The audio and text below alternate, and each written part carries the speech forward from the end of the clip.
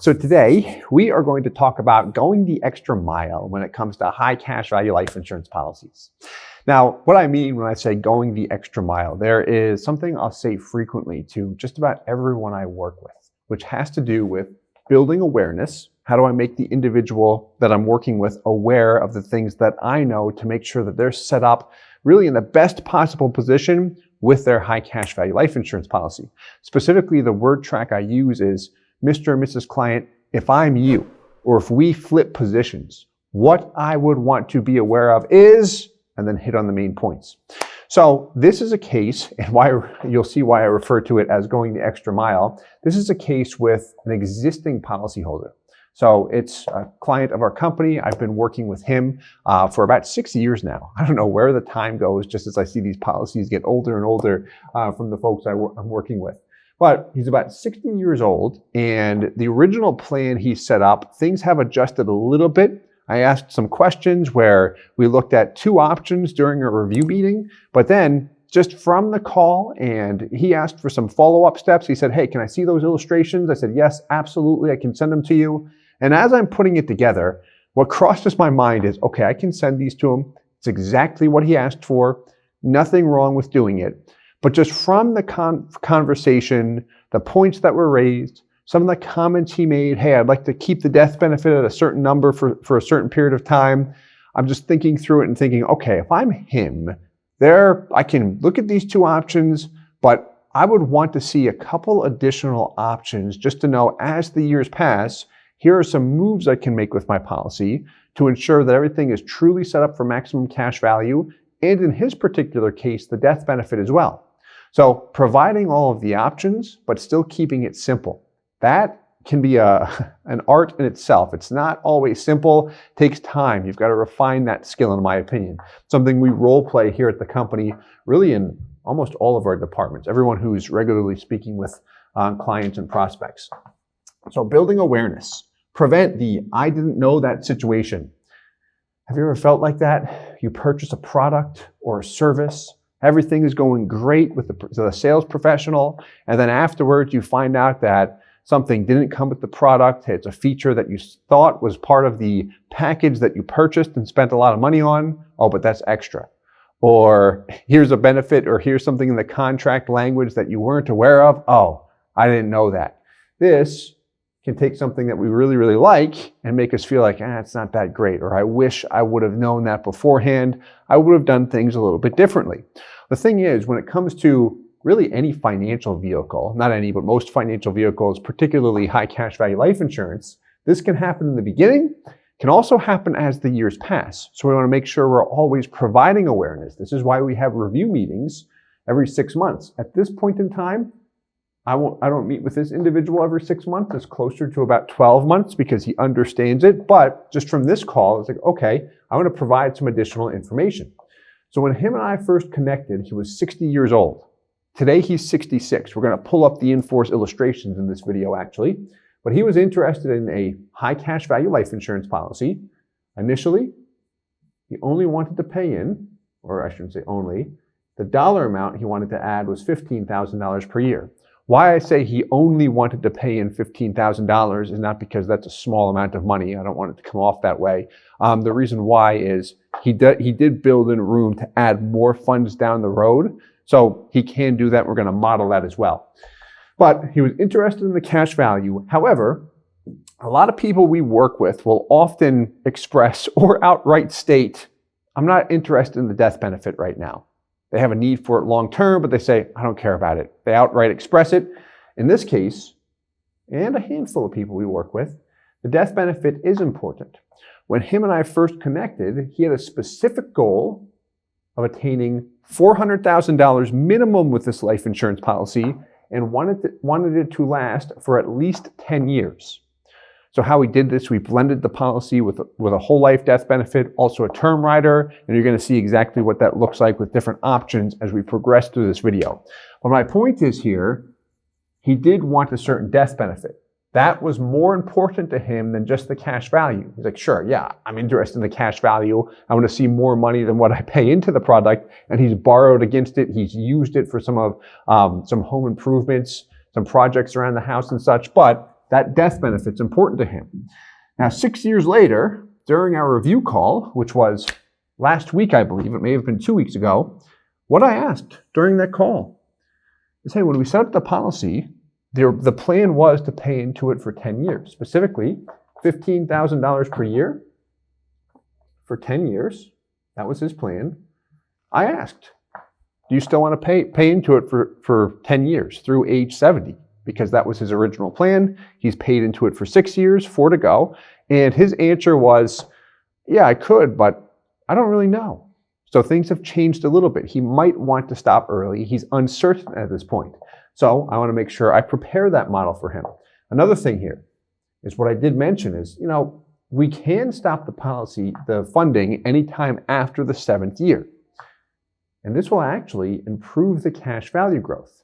If you like the technical details behind this with a whole life insurance policy, the reduced paid up option will allow us to kill the premium altogether. The earliest we can do that is policy year 8. That will enhance the internal rate of return. You'll see the internal rate of return in this example, really hyper growing the cash value, but he will take a hit on his death benefit, which in this particular case was not that attractive to him, but it's a good option to see is my point. And then here we go. So I just got ahead of myself. He's not comfortable with a drop in death benefit. That immediately jumped out at him during the call. So I'm going to walk through the options. First, I'm going to go through them here. But as I walk through them, what I'll add is when I showed him this, you can stop funding the policy after 7 years and you'll really see the cash value growth spike. That got his interest. He goes, yeah, I'd like to see that. But then he looked at the internal rate of return compared to the other example, looked good. But then what he immediately said, he goes, I'm not ready to see my death benefit drop like that right now. That was too important to him if anything occurred. What I also sensed, if you want to call it that, is he might want that death benefit to last longer than 10 years. That was the original plan, but if we have to pivot, we want to have the ability to pivot when he's only going to pay into it for 10 years. He doesn't want to fund longer than 10 years, but he wants that death benefit potentially longer than 10 years. So we're going to have some fun when we look at the options. Option 1 is as follows. Fund the policy through age 70, then drop the death benefit, specifically cutting the term rider at that point in time, which will lower the costs and improve the cash value growth. You'll also see the death benefit recover as well as the years pass. Option 2, fund the policy through age 70. So that's a total of 10 years. Remember, he started at age 60. Then reduce the death benefit. Don't drop it to the minimum, but reduce it by $10,000 per year, starting at age 71. That's a neat trick you can do. A lot of people aren't aware of it. If you have a term rider, you can actually gradually remove the term rider. It's not all or nothing. You can gradually pull back, removing a little bit at a time, which gradually removes the costs. And then in his particular case, for having life insurance, $400,000 per year or $400,000 for 10 years is important. After that, yeah, I'd like it, but I don't want to see a big drop. Can I gradually peel it back? It's a good option to see. Mainly where I came up with that is if I'm him, that's something I might want to see. Option 3, fund through age 70, maintain the $400,000 death benefit. But you'll see in red, there is a future problem in that particular case with the funding of just $15,000 per year for 10 years. Option 4, fund through age 70, maintain the $400,000 death benefit, but add some extra money. We'll walk through that. And then the last option, fund through age 67, which is this guy, stop funding after the 7th year, reduced paid up option to maximize the internal rate of return. That minimizes the death benefit. As we look at that option, his immediate knee-jerk reaction was, I'm not interested in that. I'm not ready to see the death benefit drop like that.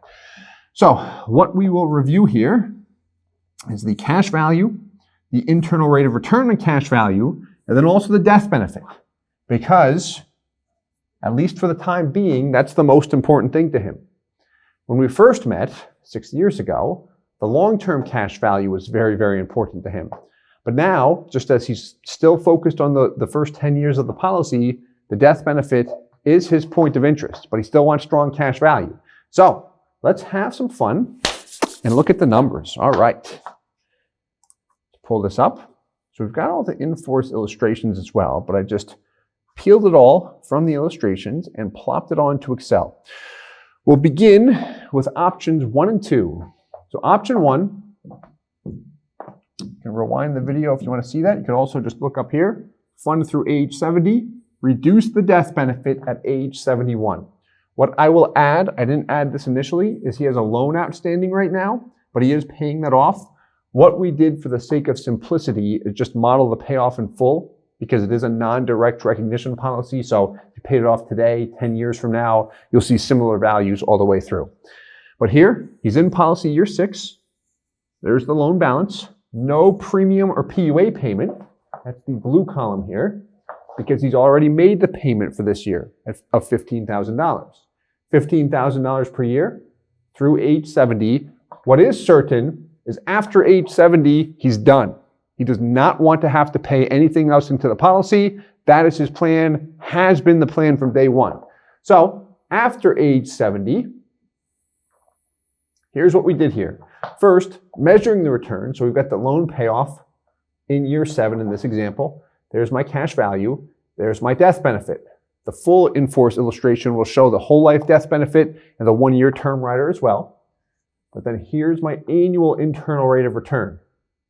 So it is getting stronger each year, but look at this jump. Why does it jump so much? 2.69% to 4.67%. This is the annual IRR, so it isolates how much I'm growing by year over year, not the average. I always like to clarify that. But why does the jump occur? The reason why, it's not a reduced paid up. This is actually a 10-pay whole life policy. The reason why is at this point in time, we cut the term rider, because he had a specific need where he wanted that death benefit at $400,000. Once we cut the term rider, I'll often refer to this as cutting the drag. We removed the drag, cast off the cinder blocks, we're able to move at a faster pace. The IRR picks up, which is great. There's the cash value growth. And that death benefit eventually recovers, but he's going to look at the age. I would as well. If the $400,000 death benefit's important to him, indefinitely, if he changes his mind, based on the present dividend schedule, which is unlikely to remain steady, I would actually push this out a little bit further to be conservative, it would be age 92 that the death benefit recovers to that $400,000 figure. So, if you're in the business, a quick tip is do not be afraid to show things that your consumer, you think they might not like. Think of it if it's you. You want to see the good and the bad, see everything up front, show the options, build that awareness.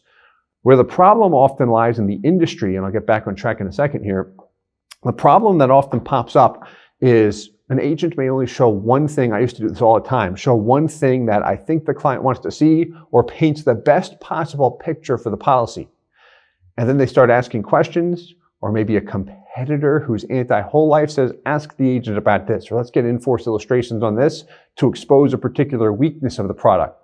Now you're scrambling, you're panicking, you're trying to answer questions they're not even asking. Like, to avoid that, be transparent. That's the best possible thing you can do. If you have competition, they can't do anything to you in that case either. Just be transparent with it. So here we go. There it is, cutting the death benefit in full. He wanted it for 10 years. This keeps it for 10 years. His original plan. This is what he wanted to do. Now, because of what he said in that review call, the death benefit drop. That was the pain point during that call, the entire thing. The pain point was the death benefit drop. So, in an effort to say, okay, how do we still give him strong cash value growth, but still keep the death benefit attractive? What are some options to see? Because it's his choice at the end of the day. Here's the same thing. Look at this. Reduce the death benefit by $10K per year at age 71, beginning year 11. So we've got an identical funding pattern. But what do you notice there? Year 11 drops from 400 to 390, then to 380. What I did here was gradually peel off 10,000 per year. And he doesn't have to keep peeling off 10,000 per year. He could say, let's peel off 10K per year until we hit 350 and leave it at that. And then eventually that will climb up. And then some years he can peel off more than others. He's got flexibility there, which is great. But what happens here? Scroll down. What do you notice? the death benefit eventually recovers. What's also interesting, I'm just going to do it this way. Let's look at year 30. So this is 90 years old at this point in time. Which example from a cash value and death benefit provides greater value? The example where he cut the death benefit drastically, because we cut all of the drag at once, so things are able to recover at a faster pace. This one, though, may give him more peace of mind to say, okay, I can gradually peel back the death benefit because I'm more comfortable with this based on my other assets and such that I have in place. This is where options are very important, and then explaining them in a simplistic manner as well. So let's continue. Which, to explain in a simple manner, you do need to constantly ask questions and confirm the individual follows. So let's look at options 3, 4, and 5. This is interesting because it's different than other cases we've had. Fund through age 70, and look at this, maintain the $400,000 death benefit. Remember what we had in red, if we go back to the whiteboard? Future problem. And you can start to see it here without focusing just on the cash value. So the funding is exactly the same, $15K per year through year 10. But look at this, the IRR comes up for a little bit, then starts to come down. What's it at age 85? 0.66%. Was it lower in the past two examples? Not at all. What's happening to your cash value? Well, if it's positive, it's still going up, but let me show you something here. Look at this. Eventually, it implodes here. Now, this was not the original plan. He felt he did not need to keep the death benefit this long, and I think that he still doesn't want to keep it this long. But it's still good to show this. Don't just not show the bad options, especially in this case where he's asking about the death benefit. So eventually, what happens here, if we keep that term rider attached, kind of works like a universal life policy if we're not reducing any expenses, where the term expenses are exceeding the actual earnings rate, the dividends and guaranteed rate in the policy. I'm going backwards. Those expenses get too high and things blow up, starts to go positive again once the term implodes on itself and it starts to come back up, but we don't want this option. But going back to the topic of building awareness, and we do this with everyone we work with, we're trying to do as much as we can, is if I'm aware that this can happen up front, this helps me make the best possible decision as the years pass. He might choose, you know what? Let's keep the $400K death benefit intact until I'm 80 years old and then drop it all together. Show me what that looks like, because he can do that kind of stuff. But if I keep it on and only pay the $15,000 per year, there is a yellow flag which turns into a red flag down the road. Now, with that said, the next option is fund extra. What I did in this example was fund the $15,000 per year, pay the loan off as usual, $15,000 per year through year 9, and then at age 70, $50,000. So if he says, hey, I've got a lump sum of cash, what does it look like if I just throw it in there to grow the cash value further? When we dump money into PUAs, what it also does is buy us more whole life death benefit, which in this particular case, it buys down the term rider as well. To summarize, here's what happens. So he throws in an extra $50,000. There's your cash value impact. We see it jump up. IRR looks good. What happens? So we pumped more money into it. As a result, we have more cash value, so he has access to that all the way through. But what do you notice about the death benefit? Check this out. It starts to climb up, because now we've brought that term rider down to a sufficient level where it's not going to negatively impact us at all. And it doesn't have to be a $50K lump sum. He might say, you know, let's just increase the payment to $25,000 or $30,000 per year for the next 3 or 4 years. Or he can bounce it up and down. He's got that flexibility. But it is a nice option to be aware of. Emphasize the word option. Here we go. Last option, the reduced paid up, is exercised in year 8, which minimizes the death benefit. So when we look at this, year 7, what do you notice here? $400K death benefit, then year 8 drops to $175. We killed the premium, cut the term rider, minimized all the expenses. Look at that internal rate of return. That's what a reduced paid up will do for you, especially with some of MassMutual's older products. over 5% that particular year, and it shoots up. Like if we just measure the cash value growth here, it's attractive. And this was something he was interested in. He goes, okay, let me take a look at that. I am interested in the cash value, or we could tell he was interested in the cash value because he wanted to study it more. But what he said before digging into any numbers was, I'm not ready to do this, the death benefit. It's like, I don't want to see a drop like that occur right now. If anything happens to me, having the death benefit paid out to my wife is important. It was important to him. So, still an option he wanted to see, so we showed it to him. Now, this can be overwhelming, right? We've got 5 examples here. So, how we often present this, if you work with us, you know this already. If you would like to work with us, we will certainly provide as many options as you'd like to see, like this, or in a simplified manner. But how we often present this is over a Zoom call, or if people are busy, I always try and keep this in mind, is I'll put really a Zoom recording together of just me drawing over the stuff.